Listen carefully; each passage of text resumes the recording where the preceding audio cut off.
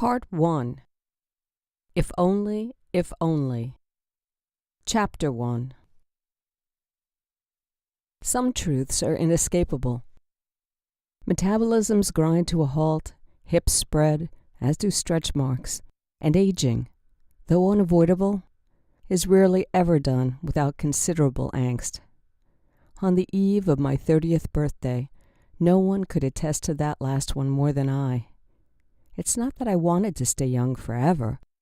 In fact, unlike many women who wage war against the start of a brand new decade with shots of collagen and stockpiles of Clairol, I welcomed my stray gray hairs and my delicate crow's feet.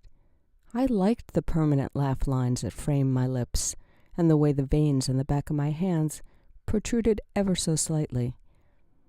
It wasn't the thought of growing old that had me careworn with dread in the last few rapidly depleting hours of my 20s. It was the thought of growing old alone.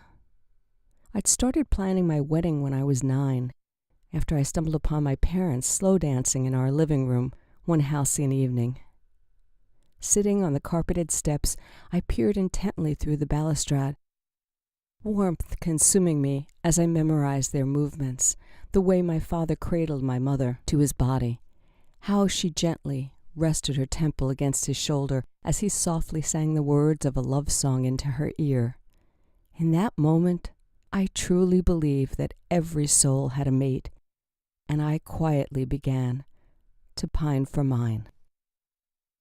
But life hadn't been moved by my hopes. It hadn't seen fit to play by my rules. 20 years later, I was still waiting to be found, still praying that someone out there was the missing piece that would make me whole. There was a time when I used to look forward to the future, a time before doubt set in like arthritis, when adulthood felt like a far-off world of endless possibility. Back then, I could never have imagined that I would be facing the big 3-0 at home, on my own, and yet there I was, curled up on my living room couch, giving myself a pedicure in a futile attempt to soften the blow of my impending milestone. Just as I was getting ready to apply a topcoat, there was a knock at the door. Fanning my toes, I set aside the bottle and hobbled across the living room, my face adorned with a pore-minimizing avocado mask, my hair wrapped Aunt Jemima style, to answer it. Oliver was standing in the hallway, his shirt sleeves shoved past his elbows, his tie hanging loosely beneath his collar, a sure sign that he'd just left the office. "This is a new look," he said, taking my baggy red t-shirt and sagging pink and yellow flannel pajama bottoms, with obvious amusement. "How did you get up here?"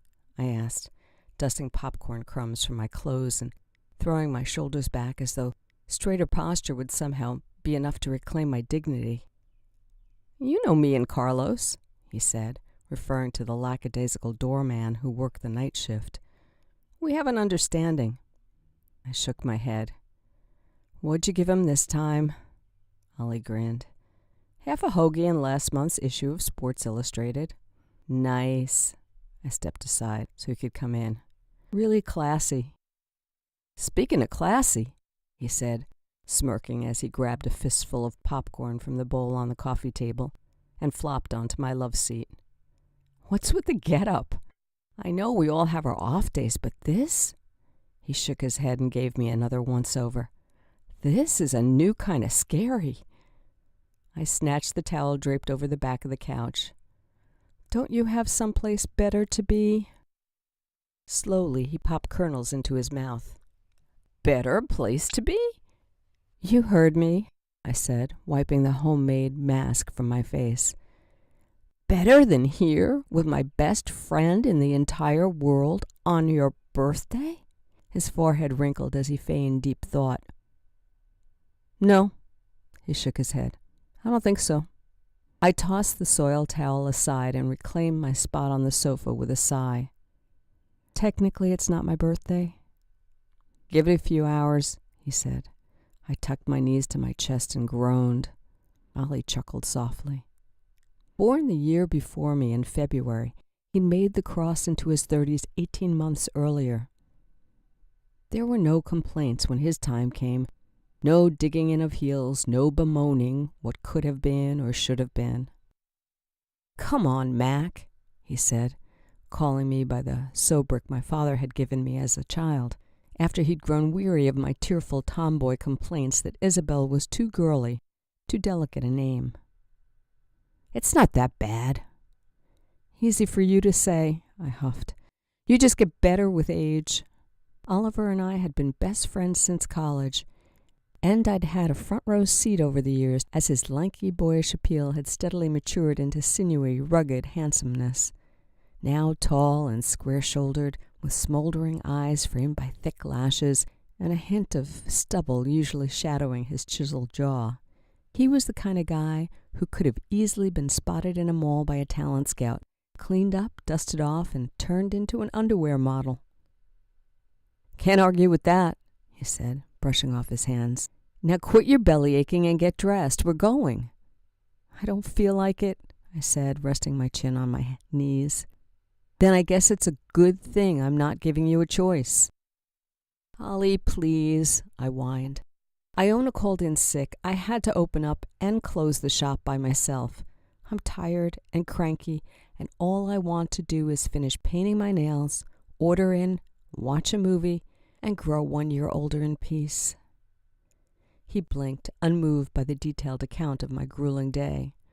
4 years as a junior associate had turned him into a machine. Sleep-deprived and caffeinated were the only 2 gears in which he knew how to function. "It's Friday night. I'm taking you to dinner, and there's no way you're getting out of it. Now you can go dressed like that if you want," he said, straining to suppress his smile. "But as your friend, I strongly recommend you change into something that doesn't suggest you have a grocery cart of aluminum cans parked next to a cardboard box in a nearby alley. Whatever you decide, I'll be right here." He patted the arm of the chair. "And you've got 20 minutes. Before I could open my mouth to argue, he swiped the remote control from the side table and flipped to Sports Center. 19 minutes, 40 seconds, he said, his eyes still trained on the television. There was no room for discussion. I could see it in the sharp slant of his brow, the rigid set of his jaw. He'd made up his mind, and there would be no budging. I thought maybe, just maybe, he'd forget, that the date would have somehow gotten lost in his hectic schedule, the occasion buried under a mound of files and briefs. But that wouldn't have been Olly. He was more likely to forget his own birthday than someone else's. It was one of the many reasons why I loved him. And it's why, against my better judgment and my deepest desires, I headed to my bedroom to get changed.